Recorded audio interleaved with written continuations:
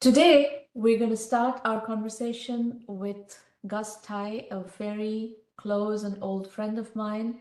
Gus has been a very successful VC in Silicon Valley and also has a long history as an angel investor. So both of those perspectives, even though one feeds into the other, but I do think there are nuances in those two hats that Gus has been wearing. So we'll discuss the topic that has been on the table for the last few months, AI investment thesis.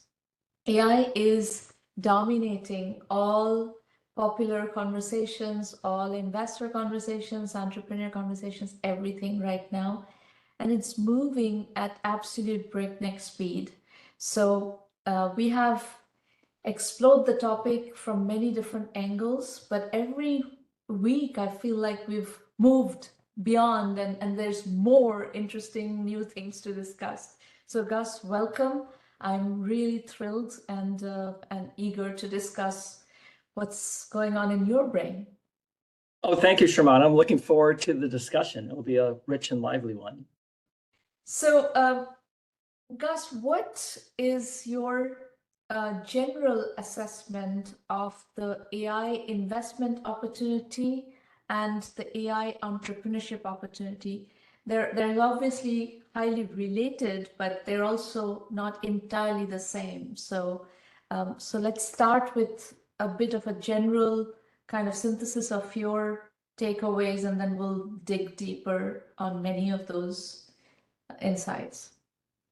Well, definitely, Sharmana. I guess I would start by just highlighting that AI refers to a set of techniques that provide a form of intelligence or better decision-making in infinite amounts of choices. And that different AI techniques have existed for a long time. I realize, Sharmana, your work way back in your graduate days involved machine learning and different types of algorithms. And there's a lot of excitement now because of the progress in generative AI, more specifically around large language models, but also multimodality types of intelligence. And that beacons a new set of potential capabilities. So I would say that there's this ongoing opportunity for new businesses that use advanced algorithms in traditional ways, and then a surprising number of new applications that can be based upon generative AI. So I think there are basically an infinite number of opportunities. And then in terms of what those opportunities mean for an investor versus an entrepreneur, I think the uncovered areas still can reap great potential as investments. I think some of the established companies may not be great investments as new investments, but can still be great companies.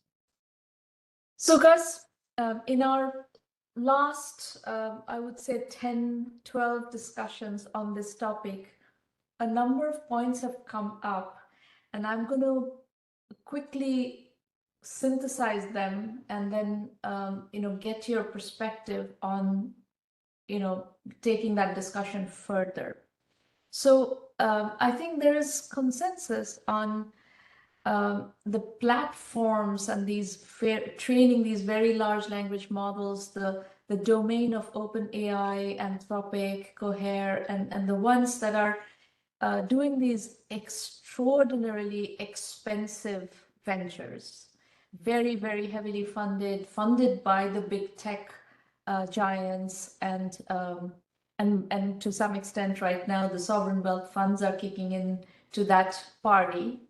But it is, by and large, that is not where most VCs are looking right now. They're looking more at that layer as a platform as a service, and then vertical AI being built on top of that, the picks and shovels opportunity around all of that. So this, I think, especially people running smaller funds, they can't really play that big language model game. They're playing much more in that vertical AI game. Another perspective that is coming in is the perspective of human-centric AI. And some investors are thinking that it's too complicated to train people inside, Global 2000 or, enterprises in general to learn all this on how to use these tools and technologies, even if it's vertical AI. And they're considering more in contrast with a do-it-yourself model, a do-it-for-me model. So almost like a business process outsourcing, but it's high-powered AI-enabled business process outsourcing, providing very high levels of value, aided by AI, but doing the whole function as an outsourced function. So this kind of resonates with me well. And I think this human-centric AI concept is something that I'm thinking quite a bit about. So I would like to put that on the discussion roster for today and hear what you have to say on that. We've heard quite a bit on the hallucination topic. Obviously, a lot of these companies are struggling with hallucination, and some of them are coming to the conclusion that why bother with these very large language models? Why not, if you're doing vertical AI, why not do a small language model that does not hallucinate willy-nilly and build applications using, well-trained but constrained language models, which, as we know, AI does very well in constrained language models, constrained vocabularies, data structures, etc. So that also resonates with me. And all this is kind of bringing another set of questions to my mind. And I just started reading Yuval Noah Harari's new book, Nexus. And of course, he deals with things at a very, large scale kind of species level. We have all these problems that are still very much open problems. Poverty remains an open problem.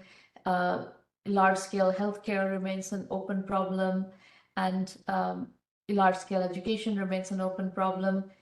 And to what extent can AI start offering solutions, scalable solutions in those domains? And how does, capitalism, the venture capital model, the entrepreneurship model, these models can aid that evolution? So that's kind of like setting the agenda. You pick whichever one of these you want to start peeling. Well, maybe I'll start with the first topic you mentioned about human-centric AI, Shramana. And I would recommend to people who are interested in understanding the trends of AI to read a book about human-centric AI, to read a book called A Brief History of Intelligence by Max Bennett, who was a professor and now is a CEO of an AI startup. And in it, he talks about the evolution of human intelligence and what that might suggest for artificial intelligence, because artificial intelligence and AGI is meant to be a supplement for, or a replacement perhaps, for human intelligence. And the generative AI model is intrinsically one of predicting in a procedural way the semantic communication and messaging that human beings use to communicate what our interest and intention and observation may be. And it's an imprecise method, but that's the fifth layer he would talk about the fifth breakthrough of intelligence. And I call that out because it's vertical AI works with constrained models, because those constrained models could either filter out miscommunication among people, or it could also spend time to investigate what are the real underlying model attributes of that system. And AI actually is more accurate and effective when you could model the underlying physics of the arena. And you could think of chess as an example, where you have stockfish outperforming AlphaZero. But general AI and AGI is meant to be a supplement to how a human being approaches activity. And what LLM does is it can predict what is the procedural instruction we would tell another person. Mhm. And so hallucinations arise because it's not wedded in reality, and it's a feature of LLM. It is. I think that for why LLMs though are still very appropriate for human-centric AI is that human beings in performing have our own hallucinations, or we have our own erosion and change in performance. If we are coming in sleepy, or if someone is on drugs or on having a hangover, they'll behave in a certain way. And we have systems that are robust to deal with variation in performance. Likewise, I think that in human-centric AI solutions, hallucinations don't cost as much, the errors aren't as expensive, and we could build these suggestions procedurally that could help human beings. So, and then I would just add a final note on this, like this evolution of planning, or Q-Star, or whatever they're calling it in this next generation. Those will dramatically improve the intelligence of a system, of a general intelligence system, because it gets lay out steps, chain of thought reasoning, and look back and refer and say, oh, maybe there's a hallucination here. So I do think hallucinations will reduce in impact. I do think that AGI will be able to replicate very complicated procedures. Anything you could say, describe how it could be done through instruction, Yeah. AGI will be here and will be able to do a good job, and that will be a supplement to human design. So I just see enormous opportunities in human-centric AI. So coming back to entrepreneurship and investment in tech ventures, you know, there's been for the last, let's say, 30 years that the venture capital industry has been active, really active. I would say from the beginning of the internet is when venture capital went on hyperdrive. We have said, as an industry, we have said services companies, and I'm not talking about software as a service or cloud services, I'm talking about services like, you know, ad agencies and marketing agencies and IT services and legal services, architectural services, these categories of services, wealth management services. These are not venture fundable companies. These are not scalable opportunities. But human-centric AI and AI's ability to really enhance a human being in doing some of the activities involved in these services companies actually raise the question, should we start investing in these companies now? I think that we should look at those opportunities as an investor, and also look at those opportunities as an entrepreneur, if the cost of providing that service comes down enough. I happen to believe that the competitive nature of the different platforms will result in inexpensive forms of basic types of services, which an entrepreneur can use to deliver these services. If you think about why services may now be possible, it's because AI can provide the bespoke customization for entrepreneurs, whereas it was not efficient in a scalable way to do it in the past. Okay. As you were mentioning this, Shramana, I was thinking about marketplaces like marketplace like a Fiverr, or other ones that provide services where individuals have needs and they partner with a person through a marketplace to provide that. Well, why wouldn't AI be able to do much of what that person as a service provider could have done in the past? And that would be part of a platform with more consistency of performance. So I think that there'll be a lot of those types of opportunities, and that would suit AI, human-centric AI, really well. Yeah, and I think this is a very good point that you raise about these Fiverr and Upwork kinds of platforms. So yes, there are tons of people doing jobs, functions that can be either automated with AI or enhanced by AI. You know, in some ways, because of the human-centric AI concept, that their expertise is still important and still relevant. It's just that their expertise can become much augmented, much higher order, and they can service many more clients. So I think there are actually a lot of small businesses, not just freelancers, but a lot of small businesses who have built to some size, maybe $1 million, $2 million, $3 million, $5 million in revenue on those platforms. And I think those companies can scale quite a bit. So I think this is an interesting opportunity. And if some of these companies can figure out more original ways of using AI and scaling their businesses, those would warrant discussions of investment as well, potentially, because I do think there's a whole class of companies that are becoming potentially worthy of investment considerations because of inserting AI into their workflows. And Shimada, I'm very much I agree with you, and I'm in your camp of this philosophy of what is a sound business model. And I also think it's wonderful if a business model could be very capital efficient.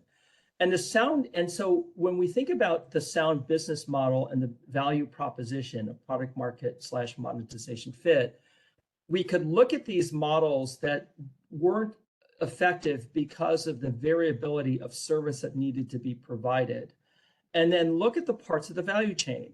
And if parts of the value chain can be done we could assume with the progress of AI, can be done in an infinitely scalable way for basically free, how would the business model work? And then how would we redesign it with that knowledge? And I just think that anything that touches people, that involves coordination of people, can be redesigned.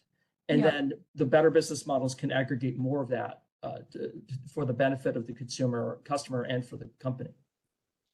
So now I'm going to take this logic a little bit in uncharted territory.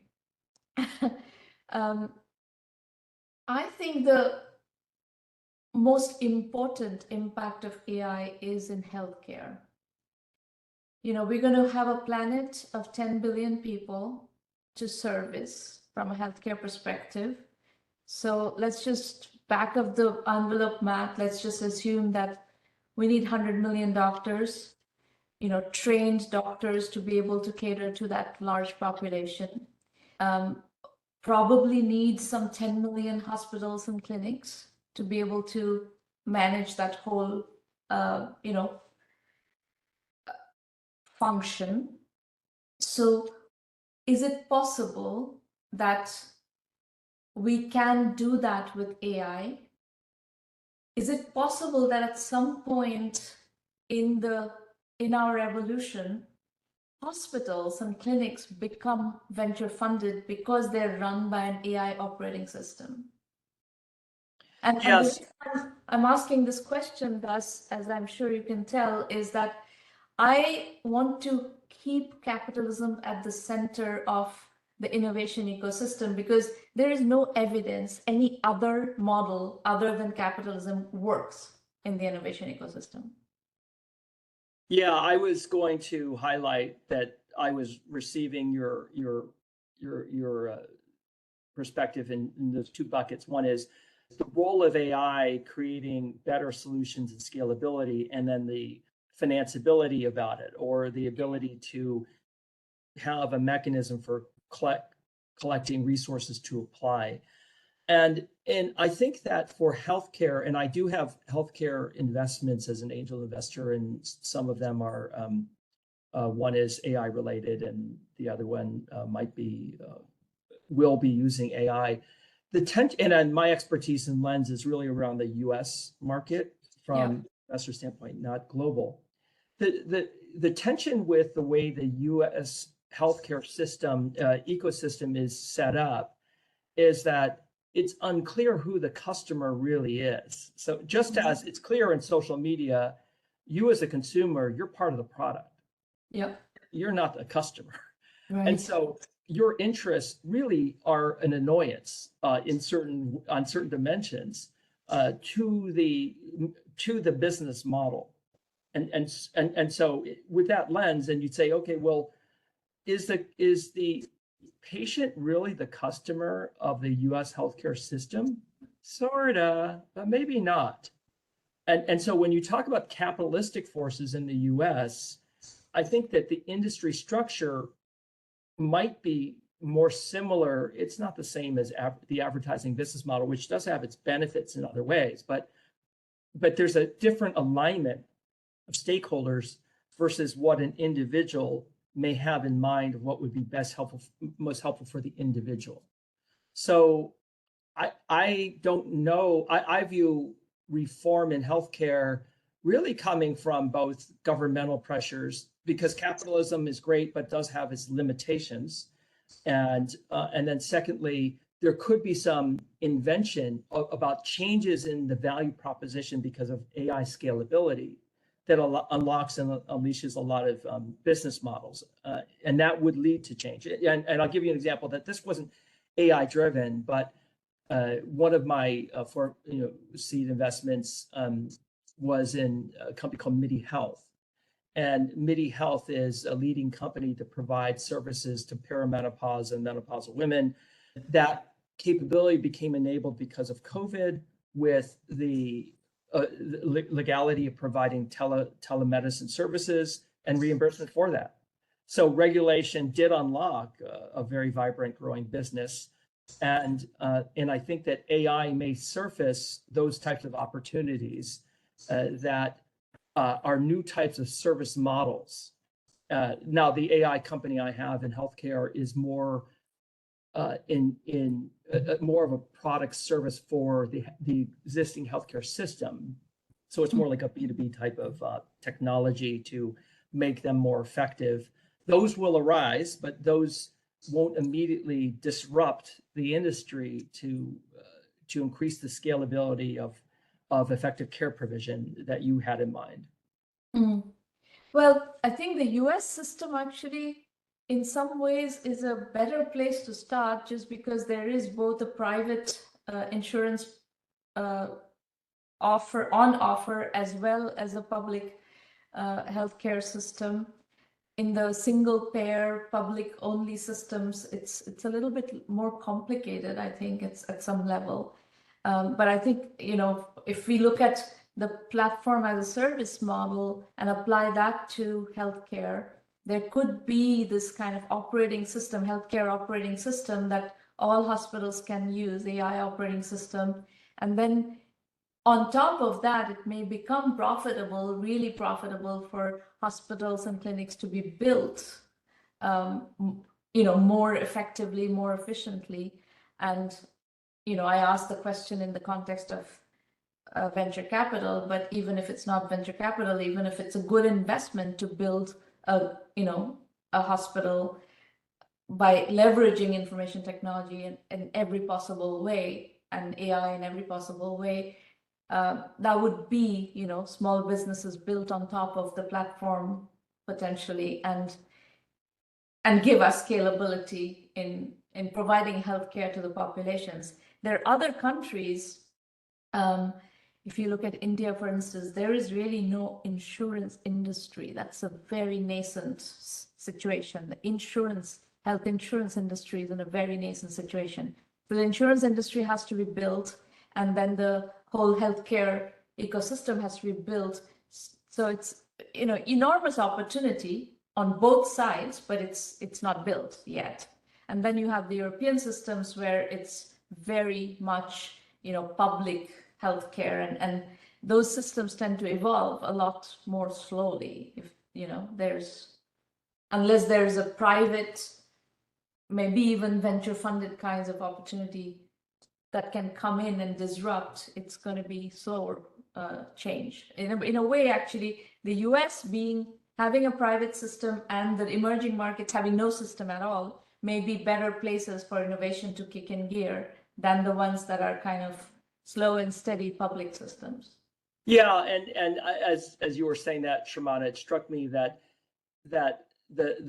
the tension is this. It's around incentive alignment across the ecosystem, and healthcare, the way I understand it in the U.S., has a lot of large organizations that have a lot of power that are in this balkanized Byzantine system of relationship of cross interests that make it difficult for movement. And so US can benefit is that we as patients may feel less serviced as much as we would like. And to the degree we could aggregate customer patient demand, as you mentioned, the private practices and so forth, that would fuel the investment in technologies and services for that patient group.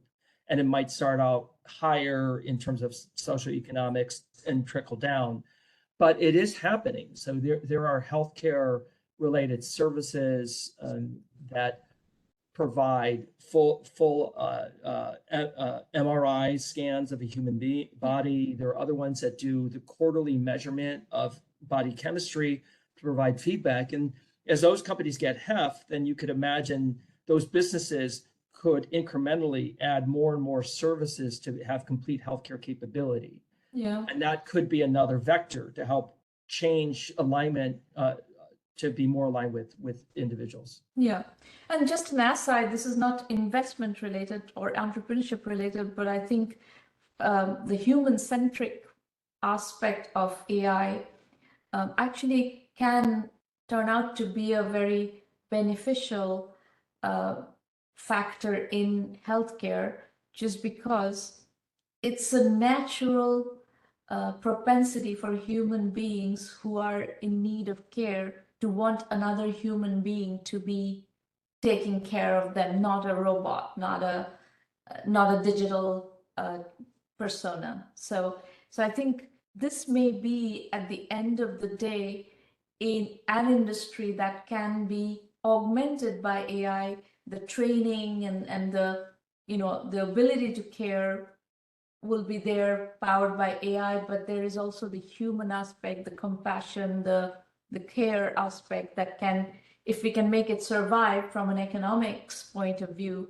the industry can become a far more efficient and far better quality care industry. Yeah, I agree with that.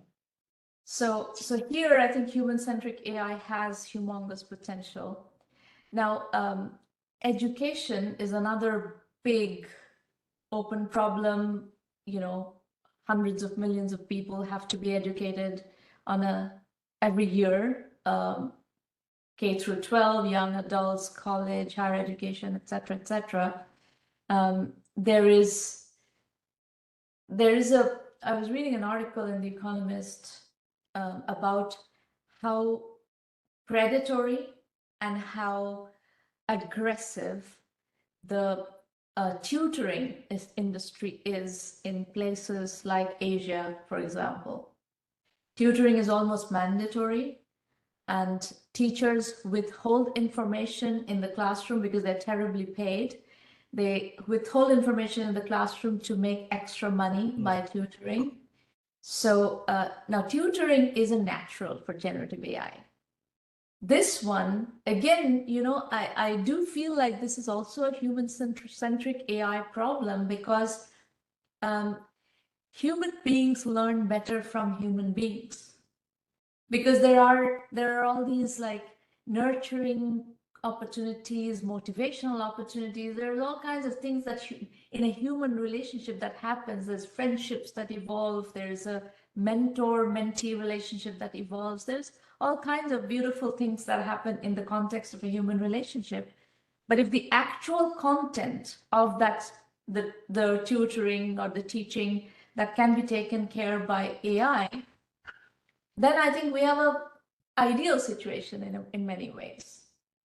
Yeah, I very much agree, Sharmana. And coincidentally, I was watching yesterday, I believe it was yesterday, DuoCon, which is the annual Duolingo product release event. Yeah. And I felt they had made materially beneficial advancements for how to have an AI persona engage with the person. Mm-hmm.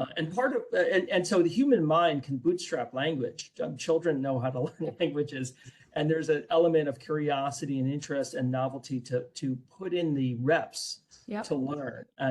And so what they had about this video dialogue of conversation, I thought, like, I can see the trajectory now for how they'll get there. where and I'm very bullish on Duolingo as a company. I'm not an investor, but I just think they're doing amazing things. Yes, and I'm an avid user of Duolingo. I've learned French. I took private tutoring early on in the pre-Duolingo era and got some French, but I have become reasonably fluent in French by studying Duolingo every day. And it's been amazing. It's really I'm like a complete advocate of the product of the company. Also, Gus, the whole Khan Academy, Khan Migo experiment that is going on, and Bill Gates is behind that with the Gates Foundation, because I think he's a huge believer in if Khan Academy can build these tutors, for K through 12 in particular, and manage the whole K through 12 curriculum with tutoring, free tutoring, that is going to be a material change, positive change. Yeah, and it made me think of the two elements that human-centric AI can really be of benefit. One is this element of having more diversity such that there's increased likelihood of novelty for the student. Yeah. Because when we're curious, when we feel safe enough to be curious, we learn. And human beings teach the same way, but the repertoire of an AGI would be larger. And the second one is what I thought you were alluding to before, of with the advancements of AI, one of the other resources we use to help teach is that human connection, because human connection provides energy and motivation, and the social context helps someone focus more and engage. And that Duolingo persona, I could just see move toward, I have a relationship and I want to demonstrate that I'm learning on behalf of this persona. Now we might think that that's odd, but is it odd? I mean, if it becomes commonplace where we trust that persona and say, oh, they're actually helping me and I'm feeling that I'm helping them, even though it's an artificial character, but it's human-centric. And so it's really taking advantage, I think, of in a more wholesome way, the nature of the human operating system of wanting to connect and wanting to relate. Yeah. And I think this discussion that we just had, if we bring that to the context of entrepreneurship and investment, Duolingo is a classical venture-funded company that went B2C and succeeded in the B2C model. So that's traditional startup venture capital kind of model. Khan Academy is a very different model. Khan Academy is a nonprofit. It's planning to offer everything for free, I think, more or less, to the schools and the teachers to use. Is there an entrepreneurial angle to the education problem that you are seeing or thinking about? I have not been seeing them on education per se in the US. I have been seeing a related tangent around how do we use these relatable personas to help people feel seen or heard in mental health and well-being applications. Mm-hmm. And I also think that the cost of these advanced but soon to be basic capabilities will keep dropping. And so entrepreneurs could be inspired by what Duolingo had done and by what Khan Academy has been doing and say, these are niches that can be very profitable and be of great service in delighting and nourishing customers. And I think that's a really interesting idea for people who want to get businesses to get to profitability pretty quickly. Yeah. Gus, we have a couple of entrepreneurs that we will need to work with. So I would like to continue this conversation. I think Maureen will follow up and schedule another conversation on one of these forums, yes? Sounds great. I would love that. Be All delighted. right, thank you. It was great. Thank you. Bye.